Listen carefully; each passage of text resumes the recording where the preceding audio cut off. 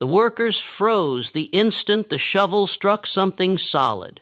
It was March of 1847, and a renovation crew working on the Blancc estate outside New Orleans had already uncovered 3 small wooden boxes buried beneath what had once been the slave quarters.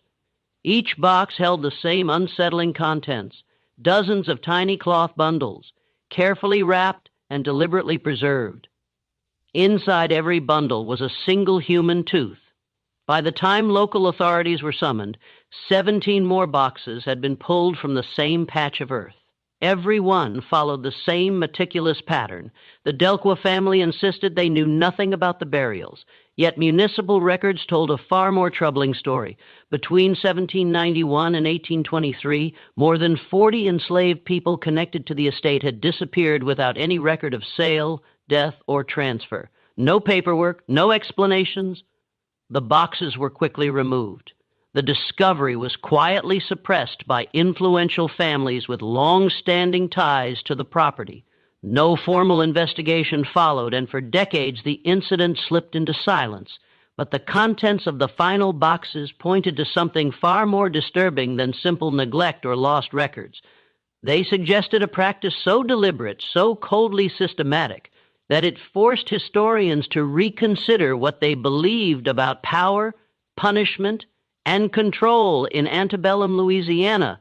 Before we continue with the story of the Blancc estate and the revelation that sent shockwaves through New Orleans society, I want to ask you something. If you're drawn to dark historical mysteries that exist in the uneasy space between documented fact and buried truth, make sure to subscribe to the channel and turn on notifications. And leave a comment telling us what city or state you're listening from. We love knowing where a community of mystery seekers is discovering these stories. Now, let's uncover what really happened in those slave quarters and why the truth was buried for so long. The discovery at the Blancc estate didn't happen in isolation. It emerged from a city already thick with secrets where the old French and Spanish colonial powers had left layers of tradition, cruelty, and silence that the newer American administration struggled to penetrate. New Orleans in 1847 was a city of contradictions, a place where 3 cultures, French, Spanish, and American, collided and merged into something entirely unique. The air hung heavy with humidity even in March, and the scent of magnolia blossoms mixed with the less pleasant odor of the docks, where ships from across the world unloaded cargo, both inanimate and human.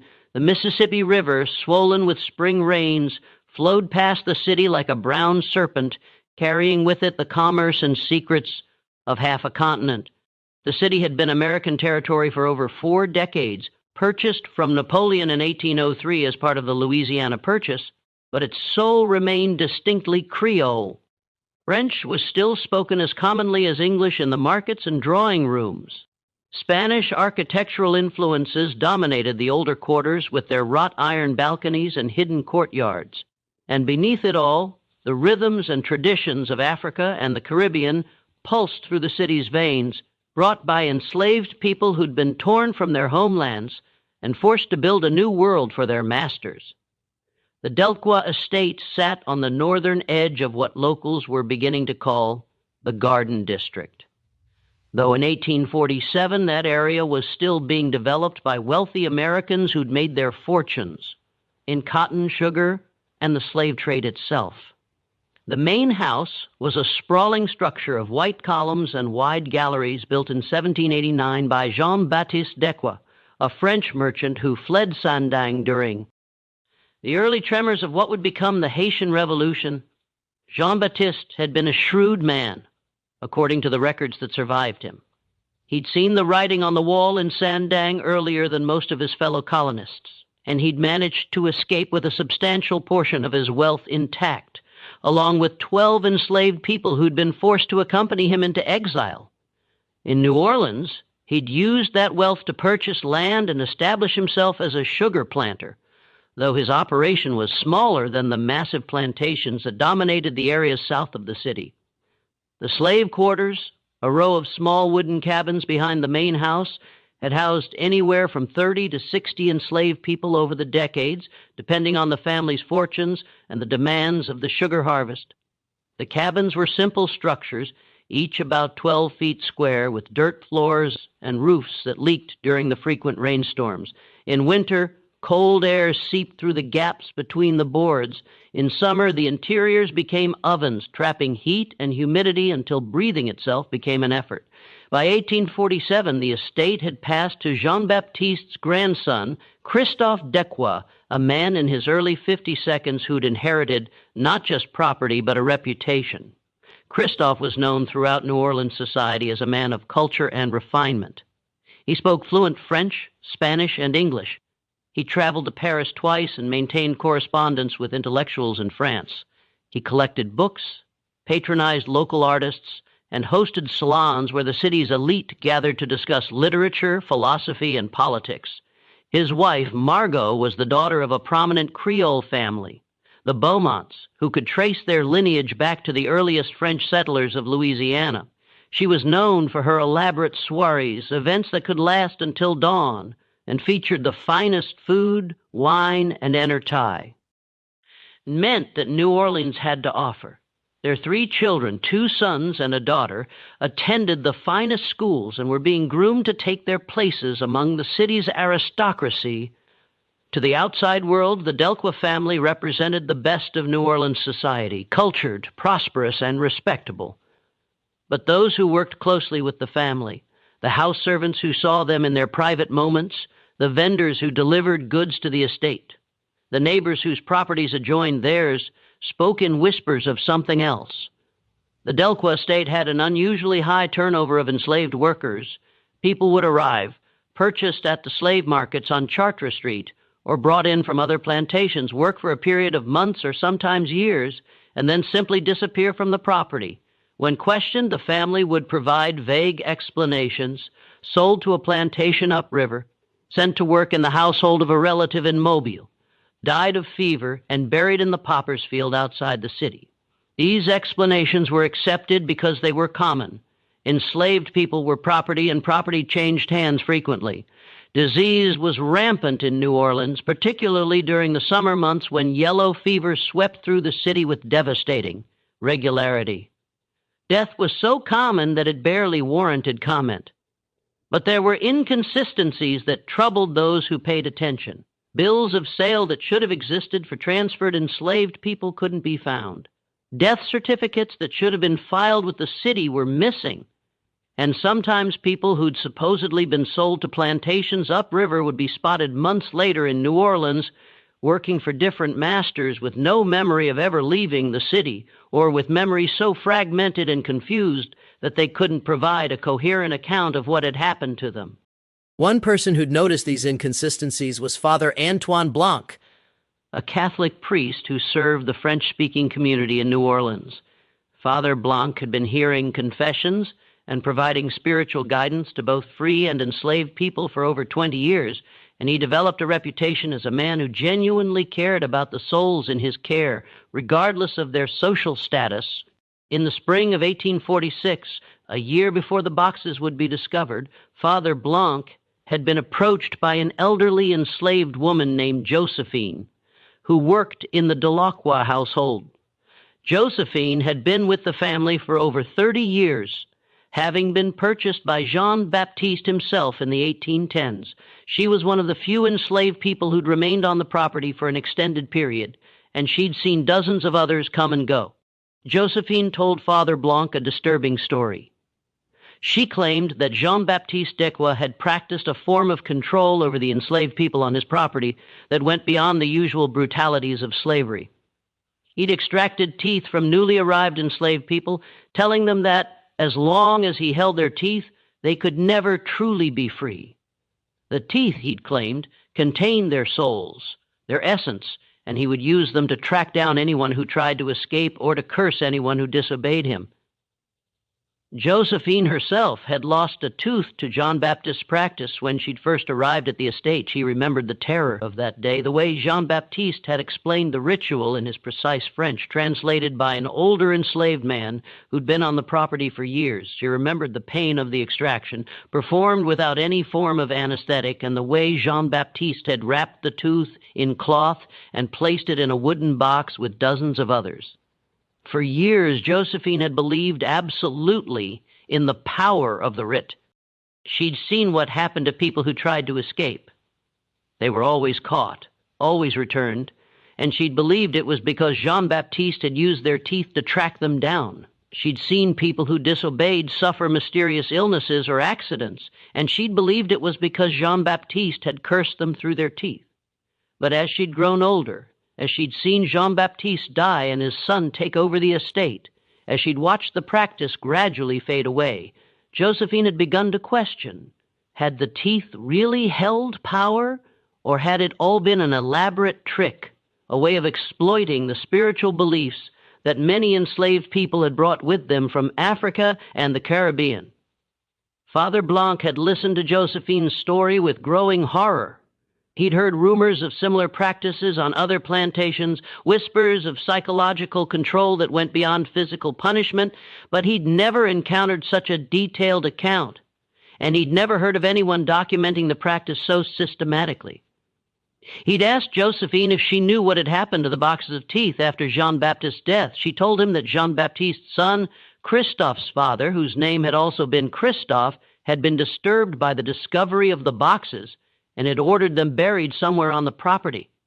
She didn't know exactly where, but she'd heard the house servants talking about a burial that had taken place late one night in 1824, shortly after the elder Christophe had found his father's journal describing the tooth extraction practice. Father Blancc had wanted to investigate further, but Josephine had begged him not to. She was terrified of what might happen if the Delacroix family discovered that she'd spoken to him. Despite her doubts about the power of the teeth, decades of conditioning had left her deeply afraid of the family's retribution. Father Blancc had reluctantly agreed to keep her confidence, but he'd made notes about their conversation in his personal journal.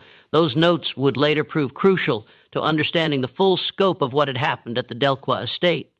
The renovation in March 1847 was meant to modernize the slave quarters and expand the estate's capacity. Christophe Diacqua had recently purchased 15 additional enslaved people at auction, and he needed more housing for them. He'd hired a crew of Irish immigrants, men who'd fled the Great Famine and were willing to work for low wages to tear down 2 of the older cabins and build new structures with brick foundations instead of the rotting wooden posts that had supported the original buildings. The foreman of the crew was a man named Patrick Brennan, a 35-year-old from County Cork, who'd arrived in New Orleans just 6 months earlier with his wife and 3 children.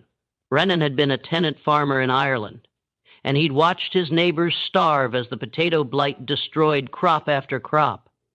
He'd sold everything he owned to pay for passage to America, believing the promises of opportunity and prosperity that immigration agents had spread throughout Ireland. The reality of life in New Orleans had been harsher than Brennan had expected. The Irish immigrants were relegated to the most dangerous and degrading work, digging canals through swamps filled with disease-carrying mosquitoes, loading and unloading cargo on the docks, and taking on construction jobs that even enslaved people weren't forced to do because the risk of death or injury was too high. If an enslaved person died, the master lost valuable property. If an Irish immigrant died, he could simply be replaced by another desperate arrival from the next ship. But Brennan was a survivor. He'd learned quickly, worked hard, and managed to establish himself as a reliable foreman. The job at the Delacroix estate was a good one by his standards. The pay was decent, the work was straightforward, and Christophe Diacqua had a reputation for treating his workers fairly, at least by the standards of the time. Brennan had assembled a crew of 6 men, all Irish immigrants like himself, all desperate for work. Among them was a young man named Seamus Corian, barely 20 years old, who'd lost his entire family to the famine and had arrived in New Orleans alone and penniless. There was also Michael O'Brien, a former stonemason who'd worked on churches and manor houses in Ireland before the famine had destroyed his livelihood. And there was Thomas Murphy, a quiet man in his 42nds who rarely spoke about his past but who worked with a grim determination that suggested he was trying to outrun painful memories. The crew had started work on a Monday morning in early March. The weather was mild with a light breeze coming off the river, and the work had progressed smoothly for the first few days. They'd torn down the first cabin without incident, hauling away the rotted wood and clearing the site for the new foundation. It was on Thursday, March 11th, that they'd begun digging the foundation trench for the first new building. The soil was soft and easy to work, a mixture of clay and sand that was typical of the area. They'd been digging for about an hour, reaching a depth of roughly 3 feet, when Seamus Corian's shovel struck something solid. "Stone," Corian had muttered, expecting to find a rock or perhaps an old tree root. But when he'd cleared away the soil, he'd found instead a wooden box roughly 2 feet long and a foot wide with a flat lid secured by rusted nails. Brennan had come over to investigate, and the other workers had gathered around curious about what they'd found. Brennan later testified that his first thought was treasure, perhaps coins or jewelry hidden by some. E1 decades earlier. New Orleans was full of stories about buried treasure, about pirates and smugglers who'd hidden their loot in the swamps and forests around the city. Finding a buried box seemed like the kind of lucky break that could change a man's life. He'd pried open the lid with a crowbar, and the men had gathered around to see what was inside. The box contained no treasure.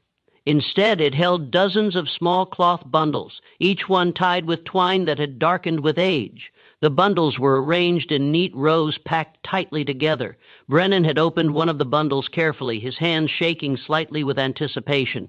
Inside was a single human tooth, a molar by the look of it, with the root still attached. The tooth was yellowed with age, and there were dark stains on the root that might have been dried blood. Brennan had stared at the tooth for a long moment, trying to make sense of what he was seeing. Then he'd opened another bundle, another tooth, and another.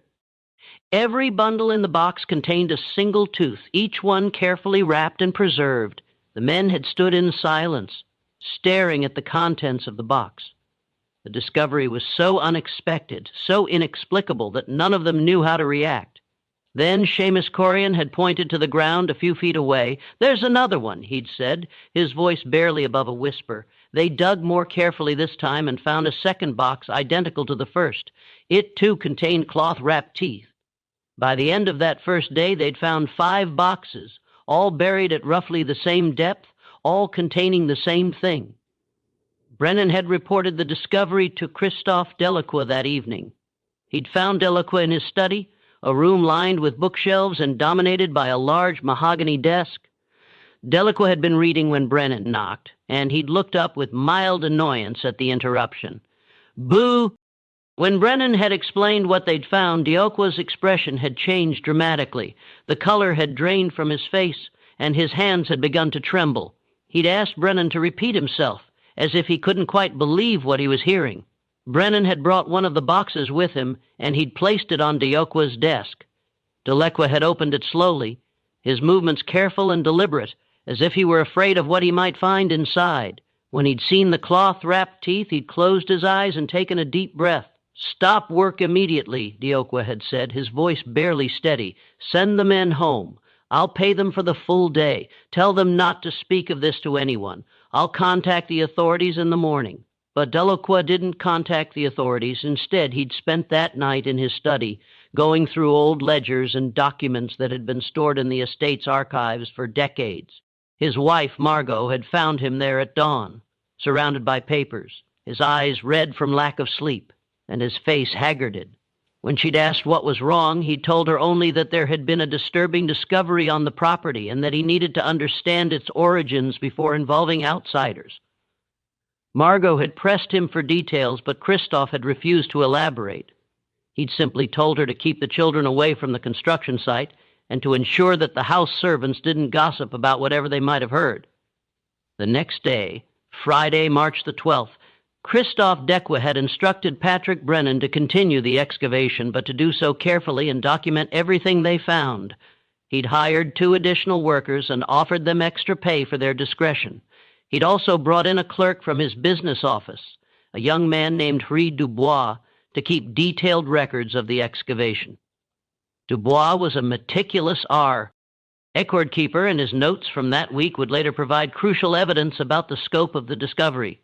He documented the location of each box, its dimensions, its condition, and the number of teeth it contained. He'd also noted any distinguishing features, unusual markings on the boxes, variations in the cloth used to wrap the teeth, anything that might help identify when and why the boxes had been buried.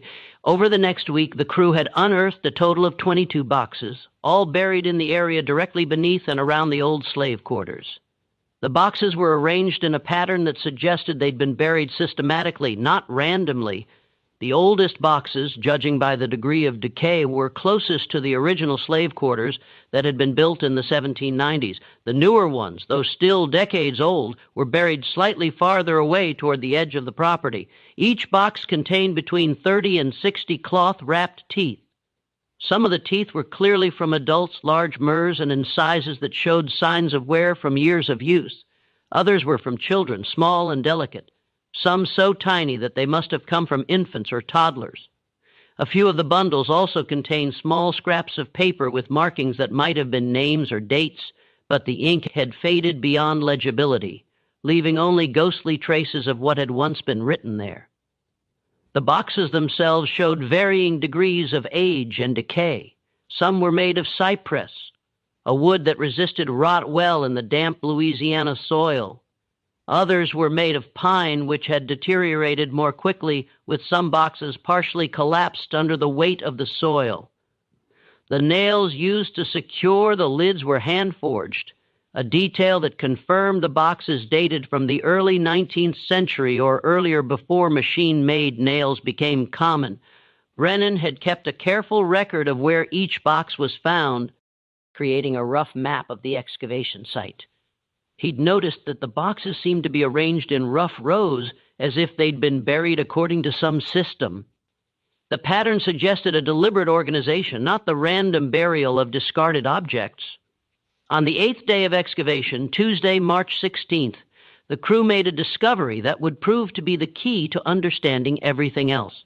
They'd been working near the foundation of the oldest cabin, the one that dated back to the 1790s, when they'd found a box that was different from the others. This box was larger, about 3 feet long and 2 feet wide, and made of a harder wood that had resisted decay better than the pine boxes they'd found previously. The wood appeared to be mahogany, an expensive material that suggested this box had been considered more important than the others. The lid was secured not just with nails, but with a small brass lock, though the lock had corroded over the decades and broke easily when Brennan applied pressure. Inside, along with the usual cloth-wrapped teeth, this box contained nearly 80 of them, was a leather-bound journal. The journal was in remarkably good condition, protected by the sealed box and the relatively dry soil. The leather cover was embossed with initials JBD. The pages were filled with neat handwriting in French, dated entries spanning from 1791 to 1823. Brennan couldn't read French, but he recognized the importance of the find. He brought the journal directly to Christophe Diacqua, who'd taken it without a word and disappeared into his study. He didn't emerge for the rest of the day. That night, Margot Delacqua had sent for the family physician, Dr. Henri Laveau, claiming her husband had taken ill. Dr. Laveau was a respected figure in New Orleans medical circles, a Creole physician who'd studied in Paris and who served many of the city's prominent families. He'd been the Delacqua family physician for over 15 years, and he delivered all 3 of Christophe's children. Dr. Laveau had arrived to find Christophe in a state of extreme agitation, pacing his study with the journal clutched in his hands. The doctor later testified that Christophe had been almost incoherent, his words tumbling over each other as he tried to explain what he'd discovered. He kept repeating, he documented everything. My God, he documented everything. Dr.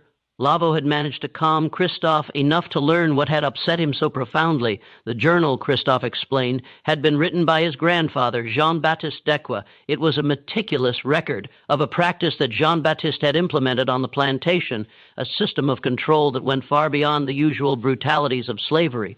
Dr. Laveau had asked to see the journal, and Christophe had handed it over with trembling hands. The doctor had read through several entries, his expression growing more disturbed with each page. The entries were written in a clear, precise hand with the detached tone of a man recording scientific observations rather than documenting acts of cruelty.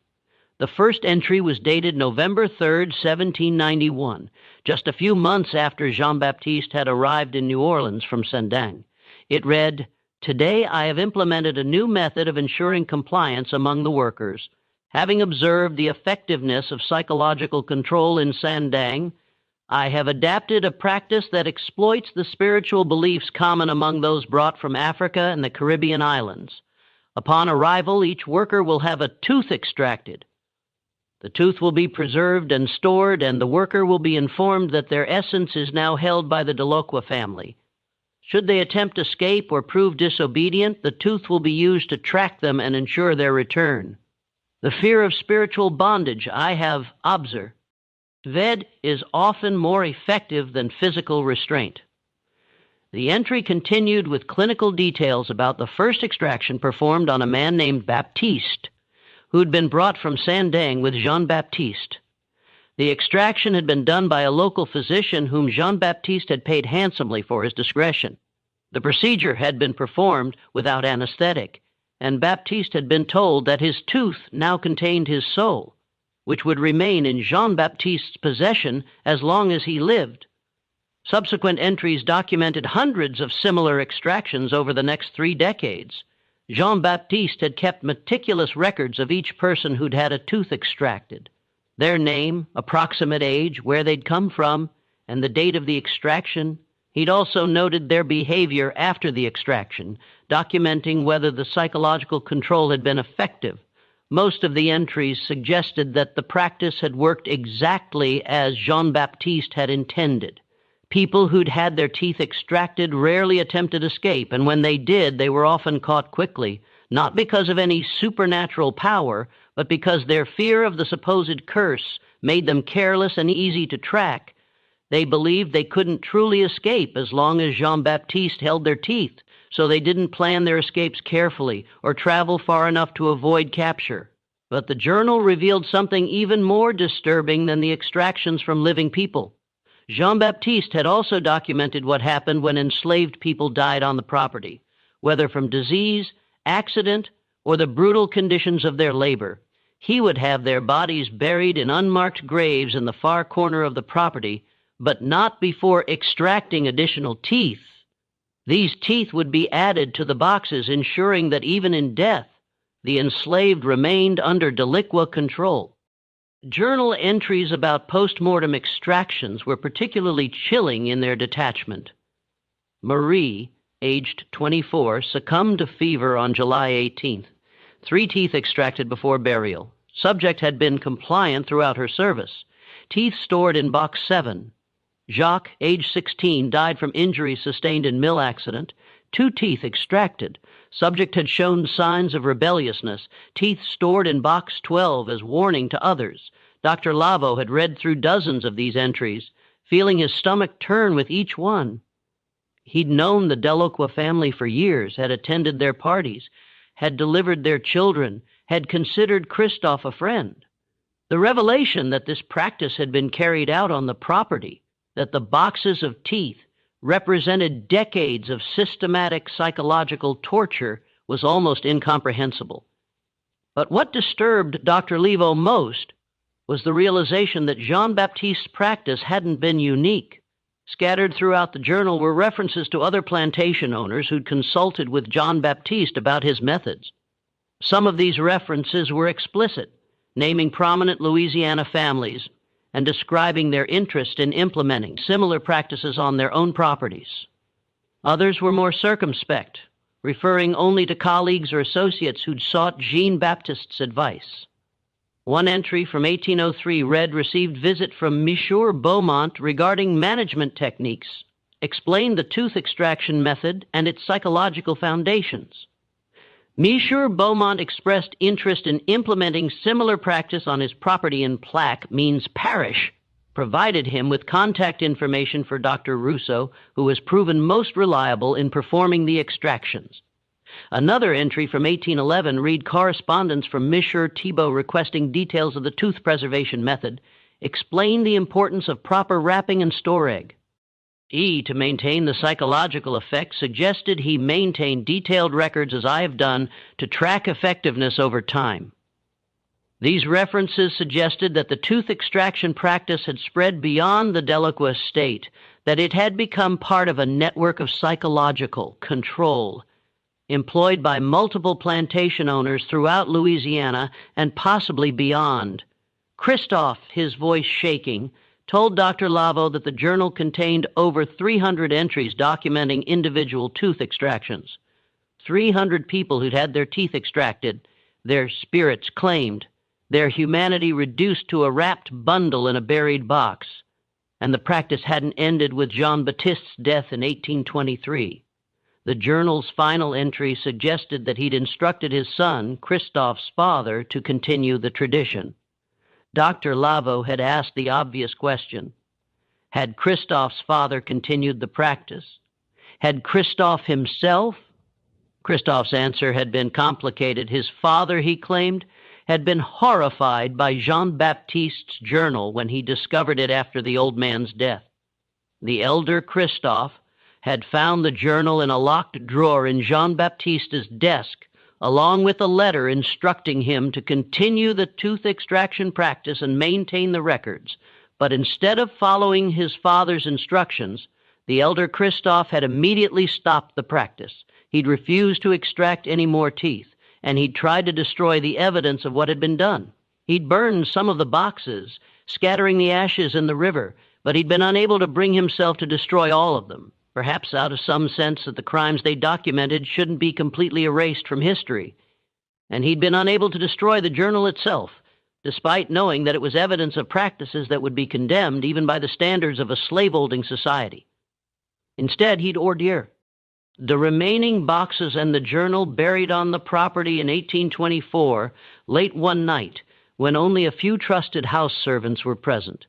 The location beneath the slave quarters had been chosen deliberately, a way of keeping the teeth close to the people they'd been taken from, even in death. Or perhaps Dr. Lavo thought it had been a form of penance, a way of acknowledging the suffering that had taken place there. Christophe himself, he insisted to Dr. Lavo, had known nothing until the renovation crew made their discovery. His father had never told him about Jean-Baptiste's practices, had never mentioned the buried boxes or the journal. Christophe had inherited the estate, the wealth, the social position, but not the knowledge of how that wealth had been built and maintained. Dr. Lavo had wanted to believe him. Christophe was his friend, a man he'd known for years, a man who'd always seemed decent and honorable by the standards of their society. But as he looked at the journal, at the meticulous records of suffering, he couldn't help but wonder how much had Christophe really known. How much had he chosen not to know? How much had he benefited from practices he claimed to find abhorrent? The discovery of the journal and the boxes created an immediate crisis for the Delacroix family. Dr. Lavo, despite his long friendship with Christophe, felt obligated to report what he'd learned to the authorities. Tooth extraction practice, even if it had ended decades earlier, represented a level of cruelty that demanded investigation. And the journal's references to other plantation owners suggested that the practice might have been more widespread than anyone had realized.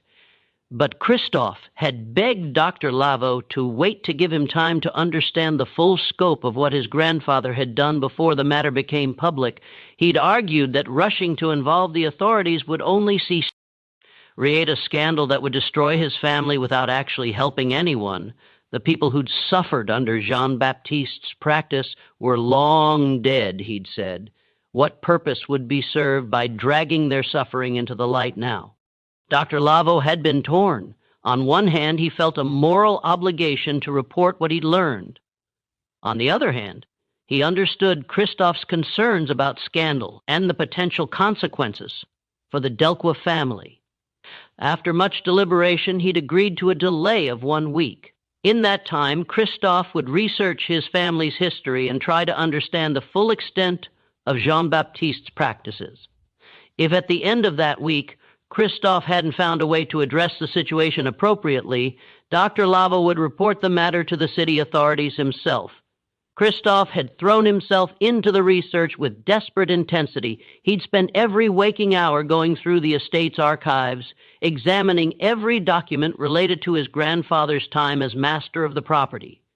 He'd found bills of sale for enslaved people, correspondence with other plantation owners, financial records detailing the estate's income and expenses over decades. What emerged from this research was a picture of systematic exploitation that went far beyond the tooth extractions. The Delqua estate had been one of the most profitable properties in the New Orleans area during the early 1800s, despite being smaller than many of the massive sugar plantations that dominated the region. Jean-Baptiste had achieved this profitability through a combination of efficient management and ruthless control. The tooth extraction ritual had been a key part of that control. By creating a psychological barrier to escape, Jean-Baptiste had been able to maintain a stable workforce without the constant losses that other plantation owners experienced. Enslaved people who believed they could never truly be free, even if they escaped, were less likely to try. And those who did try were often so paralyzed by fear of the supposed curse that they made mistakes that led to their capture. Christophe found letters from other plantation owners asking Jean-Baptiste about his methods and his remarkably low escape rate. Some of these letters were explicit about the tooth extraction practice, discussing its psychological impact and the spiritual beliefs that made it effective. Others were more circumspect, referring only to your innovative approach to management or the techniques you've pioneered that have proven so effective. One letter from 1807, written by a plantation owner named Etienne Beaumont, was particularly revealing. My dear Jean-Baptiste, I write to thank you for sharing your insights regarding the management of our workforce. I have implemented the tooth extraction practice on my own property following your guidance, and I must report that the results have been remarkable. Where previously I experienced frequent escape attempts and constant disciplinary problems, I now find my workers to be compliant and productive. The psychological effect of the ritual is profound. They truly believe that their essence is held captive, and this belief is more effective than any physical restraint. I have recommended your methods to several colleagues, and I believe you will be hearing from them soon. Your contribution to the science of management will, I am certain, be recognized as revolutionary. Christophe had found dozens of similar letters, all expressing gratitude for Jean-Baptiste's advice and reporting success with the tooth extraction practice. The implications were staggering. The practice hadn't been limited to the Delqua estate. It had spread quietly and deliberately among a network of plantation owners who saw it as a more efficient form of control than physical punishment alone. The teeth had become a currency of power, a way of claiming not just bodies but souls. And Jean-Baptiste had been at the center of this network, a pioneer of psychological warfare who'd shared his techniques with others and helped them implement similar practices on their own properties. Christophe also discovered financial records that showed his grandfather had been paid consulting fees by other plantation owners. These fees were substantial, sometimes as much as several hundred, a significant sum in the early 1800s. Jean-Baptiste hadn't just practiced psychological torture on his own property. He'd profited from teaching others how to do the same. But perhaps the most disturbing discovery came from a set of ledgers that documented the enslaved people who disappeared from the Delqua property over the years. The official story that they'd been sold or transferred to other properties was revealed to be largely false. Many of them had died on the property, their deaths unrecorded in any official document. Their bodies had been buried in unmarked graves in a section of the property that Jean-Baptiste referred to in his journal as the far field. Christophe decided to investigate this area, and he took Patrick Brennan and two of his workers to help him search. The far field was located at the edge of the property, separated from the main estate by a line of oak trees.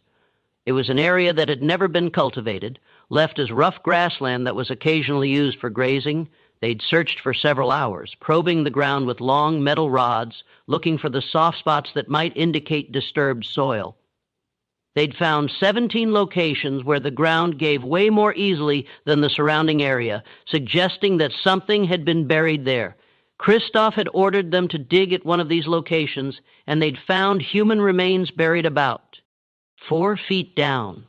The skeleton was small, possibly a child or young teenager, and there was no coffin or marker to indicate who the person had been. They'd rearied the remains and marked the location, but Christophe had decided not to excavate the other sites. He'd seen enough to confirm what Jean-Baptiste's journal had documented.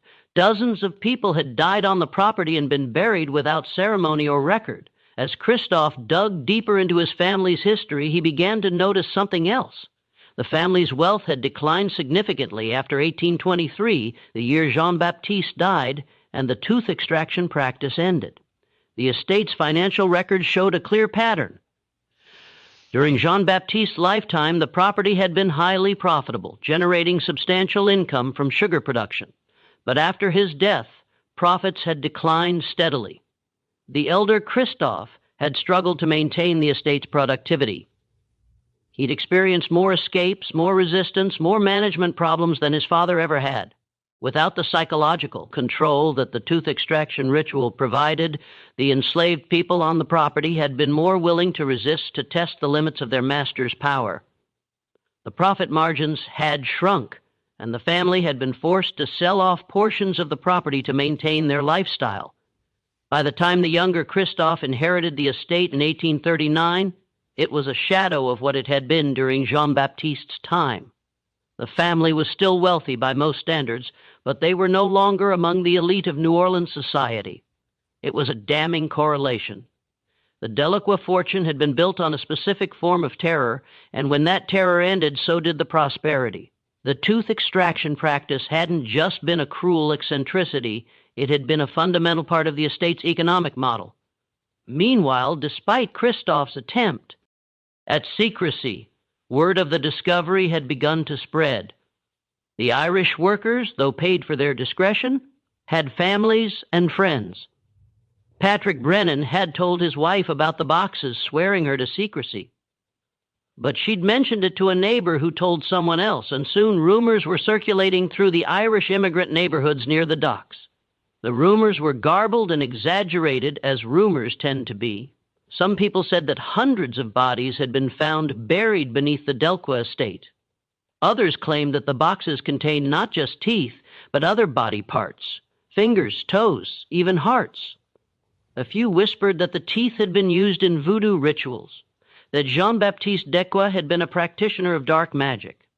These rumors eventually reached the French Quarter, where they spread through the markets and taverns, and from there they reached the ears of New Orleans' small but vocal abolitionist community, a group of free people of color, northern transplants, and a few sympathetic locals who opposed slavery on moral grounds. One of these abolitionists was a young lawyer named Thomas Wickham, who'd moved to New Orleans from Boston 3 years earlier. Wickham was 28 years old, idealistic, and convinced that slavery was not just economically inefficient, but morally indefensible. He'd come to New Orleans hoping to establish a legal practice that would help free people of color navigate the complex laws that govern their lives in a slaveholding society.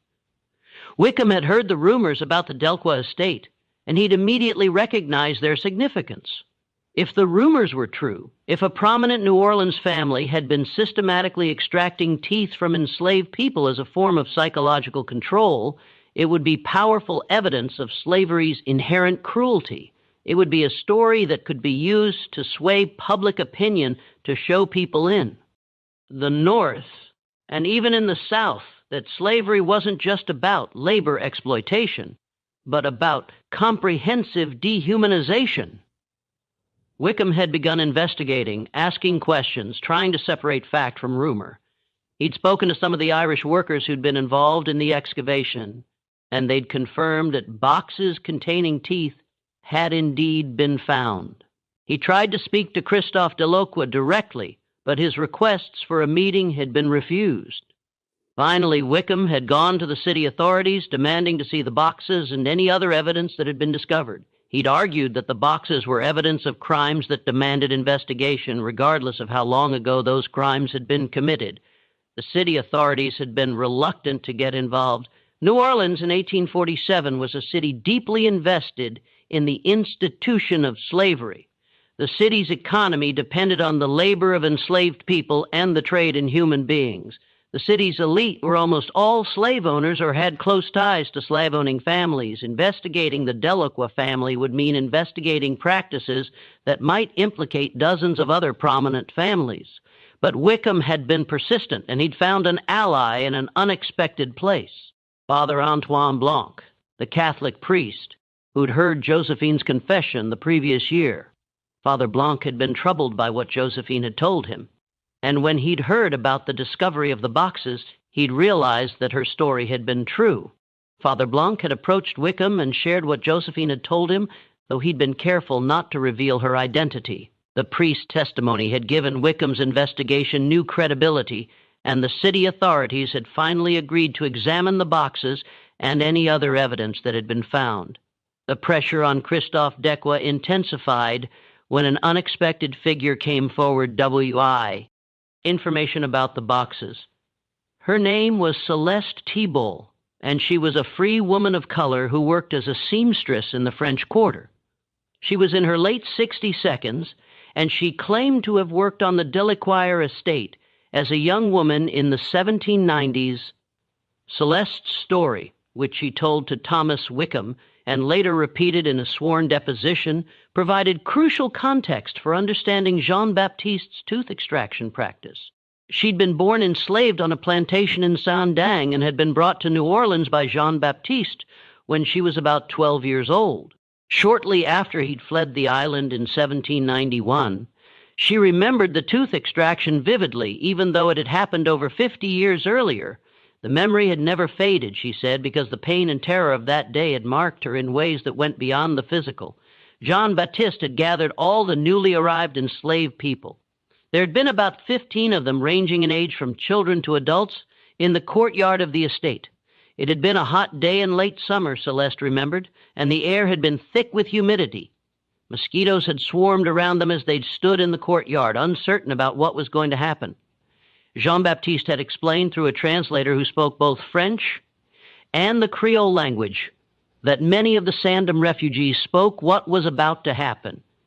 Each person would have a tooth removed. The tooth would be kept by the Delacroix family as a guarantee of good behavior. If anyone tried to escape, Jean-Baptiste had warned he would use the tooth to curse them, to ensure they were caught and returned. If anyone died, their tooth would keep their spirit bound to the estate, unable to find peace or join their ancestors. Celeste described the terror that the ritual had inspired.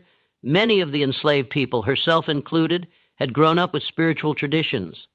That emphasized the importance of bodily integrity, the connection between physical remains and the soul. In the Vodou traditions that had been practiced in Saint-Dang, and which many enslaved people continued to practice in secret in Louisiana, physical objects could be used to influence or control a person's spirit. Hair, nail clippings, blood, all of these could be used in spiritual work for good or ill. The idea that part of them would be held captive. The Jean-Baptiste would have physical possession of something that contained their essence was almost unbearable. It meant that even if they managed to escape, even if they made it to freedom in the north or in Mexico, they would never truly be free. Part of them would always be held by the Delacroix family, subject to their control and their curses. The extractions had been performed by a physician whom Jean-Baptiste had hired for the purpose. Celeste remembered him as a thin man with cold eyes who'd worked quickly, and without any apparent concern for the pain he was causing, he'd used a tool that looked like pliers to grip each tooth, and then twisted and pulled until the tooth came free. There had been no anesthetic, no preparation, just sudden searing pain. Celeste had been one of the last to have her tooth extracted that day. She'd watched the others go before her, had seen their faces contort with pain, had heard their cries and whimpers. By the time it was her turn, she'd been shaking with fear, and she'd had to be held down by two of Jean-Baptiste's overseers while the physician did his work. The pain had been worse than anything she'd experienced before.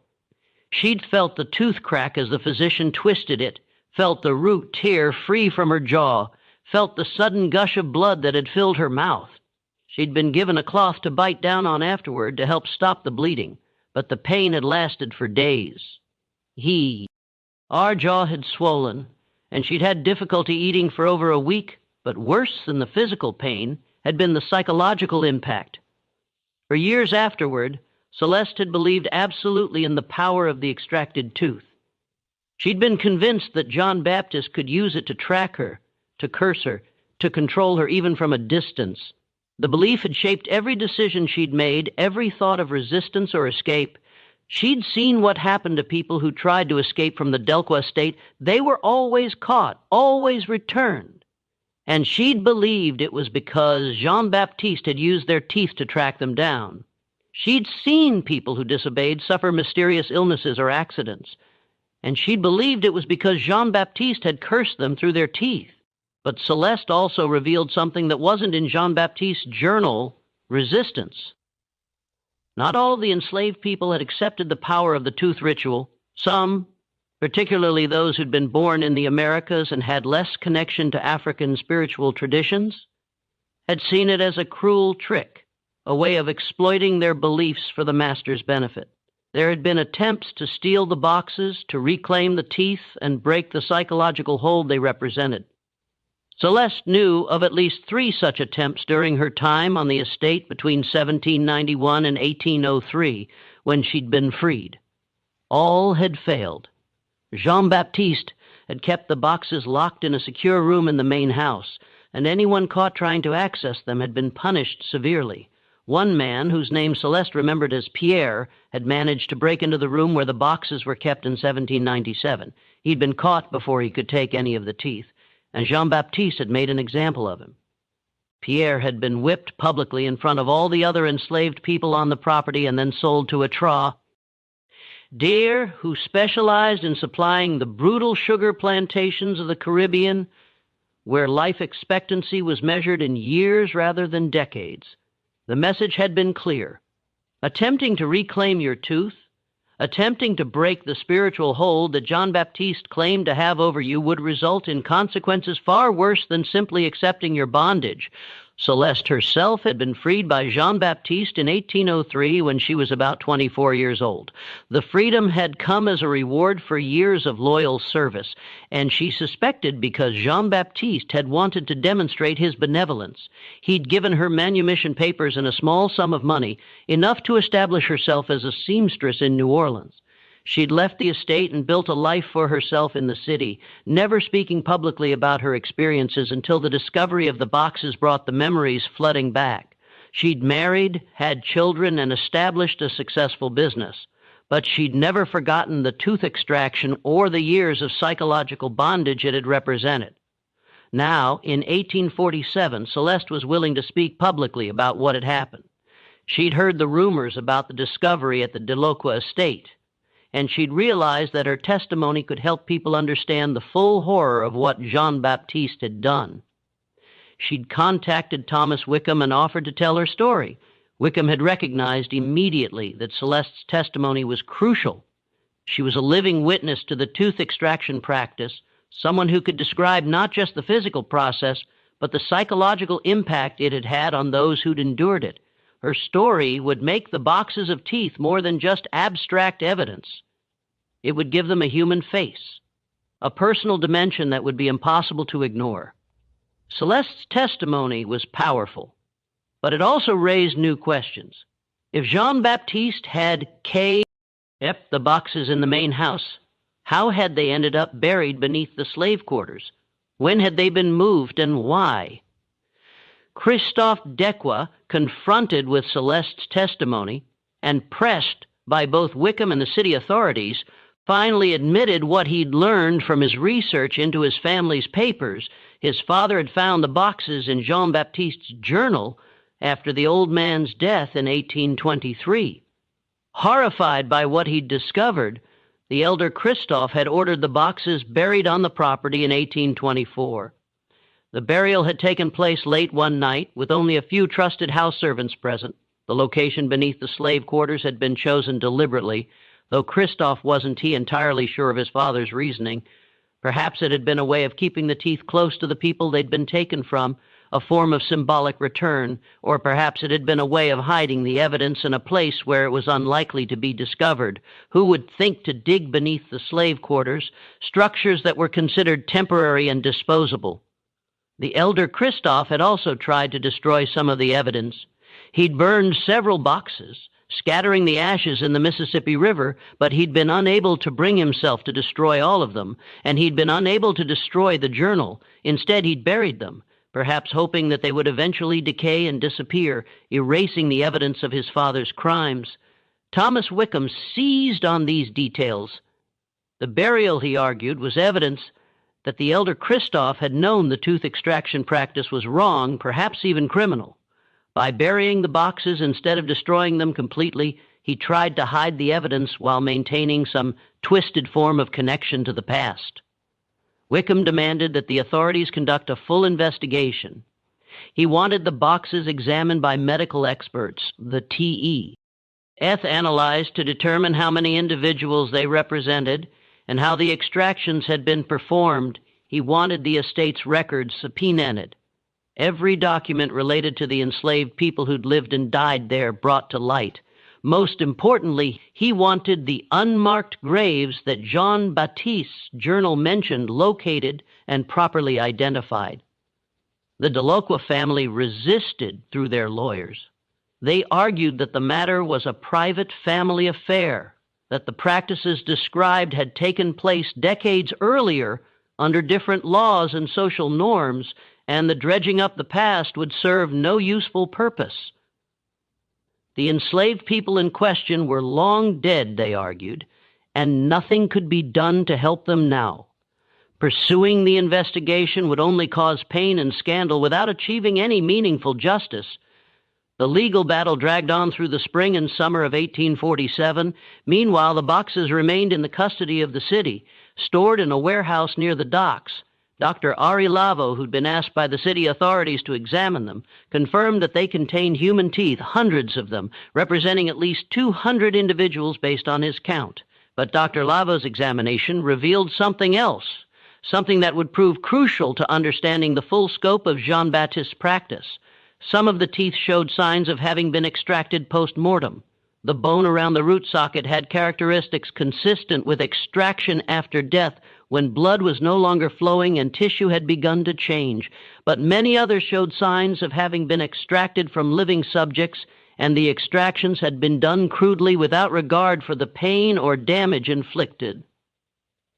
Dr. Lavo's report described fractured roots, broken jawbone fragments still attached to some teeth, evidence of infection and disease that had developed after the extractions. The extractions hadn't been performed by a skilled dentist or physician using proper techniques. They'd been done by someone with minimal training, using force rather than skill. The goal hadn't been to remove the teeth safely or with minimal pain. It had been simply to extract them as quickly as possible, regardless of the suffering caused. This detail horrified even those who'd been inclined to view the tooth collection as a strange but relatively harmless eccentricity. The extractions had caused immense suffering, and that suffering had been inflicted deliberately as part of the ritual of control. The pain had been part of the point. It had reinforced the message that the enslaved people's bodies were not their own, that they could be violated at will, that their suffering was irrelevant compared to their master's desires. As the investigation continued through the summer of 1847, more people came forward with stories about the Delacroix estate and similar practices on other properties. Each new testimony added another layer to the emerging picture of systematic psychological control that had been employed alongside physical brutality. An elderly man named Augustus Porter, who'd been enslaved on a plantation in Blancc Parish south of New Orleans, testified that his former master had extracted one of his teeth when he was a teenager, telling him it was to keep him honest.